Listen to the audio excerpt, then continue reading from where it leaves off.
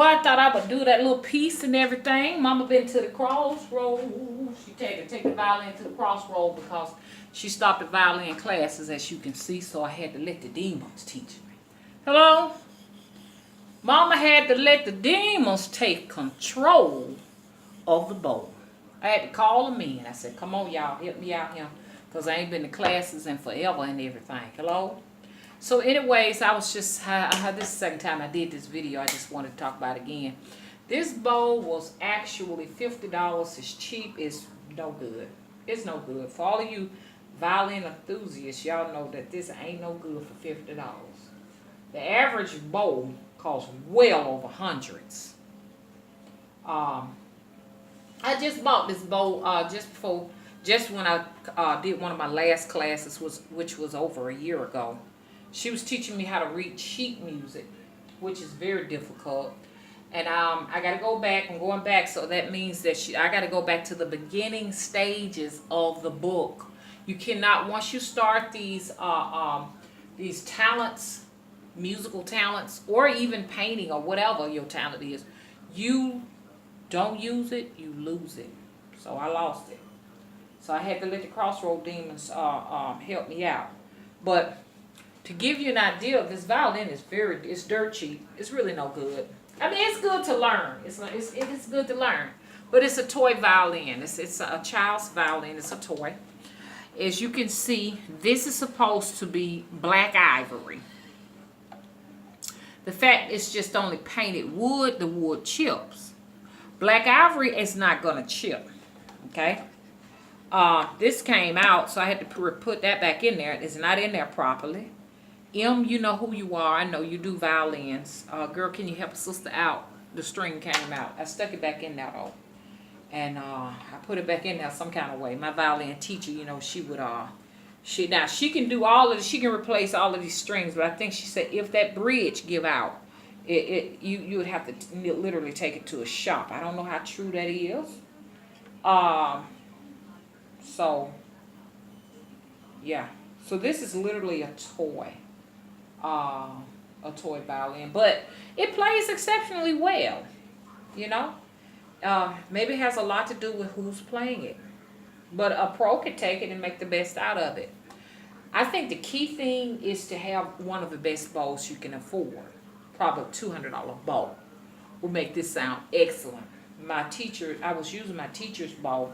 It's a little bit more wider than this, and I got some real good work out of it. I gave my daughter a violin. I went to a shop and a man made a fool out of me and charged me $500. So when you buy these things, you got to know what you're doing. He charged me $500 for a $50 toy. I learned my lesson. The only way I would go and buy another violin is if my teacher goes with me to purchase.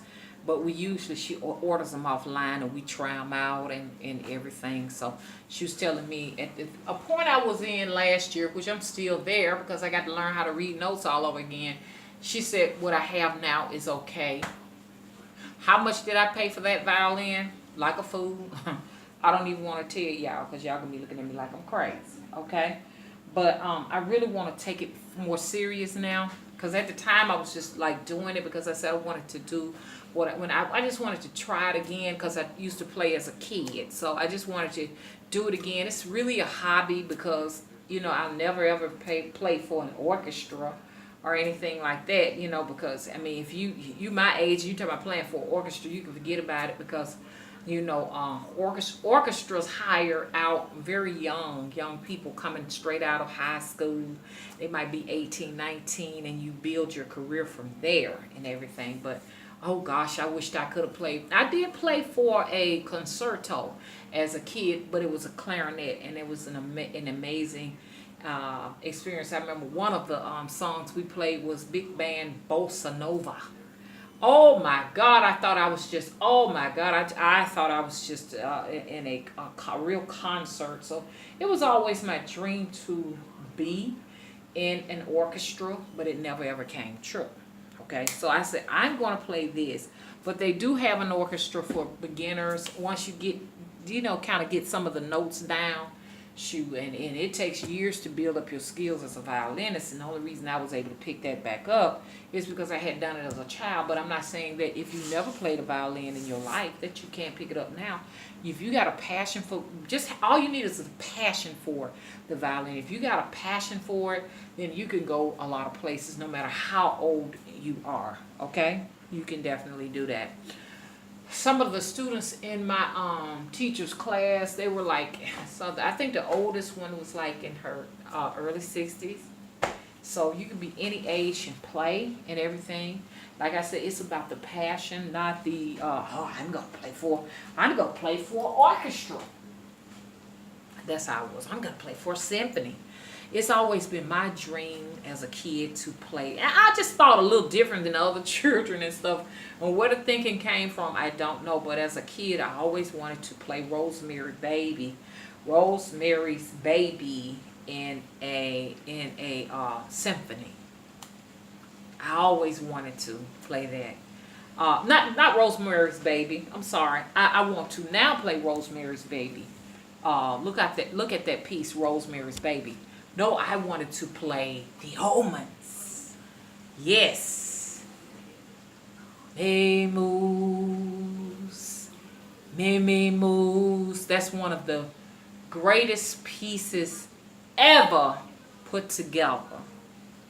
Look up the Omens. A sweet, beautiful, beautiful dark piece. Very dark and nature, and the dark pieces always stimulated me, you know what I'm saying?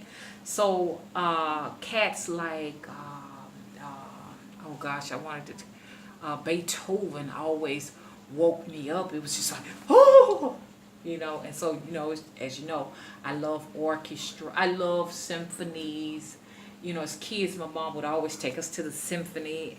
Actually, it's weird, you know, we have black people went to symphonies and we would wear the gloves and dress up real nice because my mom was like, she felt like she was a part of she was actually high society amongst the black community in Birmingham. She was high society. So we would wear the gloves and go to all kind of functions and stuff, like, especially like, I remember the first play she took us to. It was a real life play, Porky and Bess.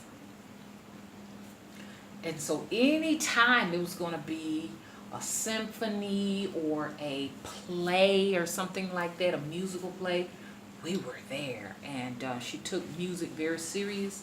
She took my arts very serious. Yeah, sometimes I think she kind of got jealous because I was also a poet. And she kind of like sometimes got jealous because I guess she felt like, I mean, she wrote several books. She was an author too. I still have her dissertation when she got her PhD. So she instilled education in us and the arts. And so, you know, I kind of let it go a little bit when I was, you know, raising my children. The biggest regret I had is the fact I was so caught up in just working at the hospital and trying to pay the bills that I didn't, you know, get the opportunity to really push my children in the arts, you know, because I wished I had my middle daughter said, Mom, I wanted to play the violin. And she said, but I never said anything to you about it because I decided to go into gymnastics instead. But now seeing you with the violin, I wish that I could have did that instead. So what I did, and I was teaching her, she caught on real fast. So I gave her a violin, pretty good violin. Even though, you know, Bob did me dirty when he sold it to me, I think the value of what I put inside of it is still going to be marvelous. I paid even less for that, but that one sounds actually better than the other one. But, you know, I had to learn on that one. She got it set aside. I said, one day when you have the time, you know, come with me. Let's take classes together. I'll actually pay for it. It's on me. Let me make up for what I didn't do. Because I know my youngest daughter, she always remind me when I say, oh, man, I wanted to do this. And she said, and I wanted to do this, do that too. Thank you for reminding me, chick, okay? Because I would not have known. Thank you, youngest daughter. Very outspoken. But I wanted to do this and do that too. So, I'm listening to them. With my mom and everything, she did a lot. It was up to me as I became an adult to take it into to whatever direction I wanted to go from there. Because I took violin classes all the way up to the 8th grade. And then I left the violin alone. And well, I did violin for a while, but I was doing a clarinet with a violin. And the clarinet is also my passion. And then from there, I took, from the 12th grade on up, I took the clarinet, But what was so weird to me is that my mom sold my clarinet and didn't even ask. That broke my heart. I'm still stuck with that. The fact that she didn't ask, she just sold my clarinet to somebody. Just sold it. I'm like, oh, you're not in band classes anymore. Okay. Get that clarinet for Lori. Lori, mama just bought it. And my heart and soul was in there. I saw Lori about 10 years ago. I said, girl, where is my clarinet? She said, I don't know. Y'all, ask your children how they feel about you selling their instruments. Please do that. That's the one thing really that threw me for a loop when my mama did that, man. I ain't over that yet. I want my clarinet back. I know what y'all gonna say. Mama, you can buy you another clarinet. I love clarinet. I just don't have enough wind in my chest to blow inside of a clarinet at this point now. So that's why I'm doing the violin. I was talking about earlier how we have, and I got to wrap this up. I was talking about sour dirt. We got sour dirt down here. And how we need to, all of us need to eat that so we can get these metals out of our bodies and stuff like that. But it was a long story talking about it. So I'm going to talk about the story that led me to talking about the sour dirt. And I may just upload both. So I decided not to put it up because I sound very raggedy on the violin. But I'm just going to go and put both of them up, y'all. Okay, y'all, that's going to do it. Please rate and subscribe. Subscribe to the Spiritual Nima channel. And it's raining in my area, my neck of the woods. We're getting lots of water. We need it. The last time it rained was a sprinkle from Hurricane Nate, but now we're getting some water. We need it. Okay, I'll be back in a little bit. Bye.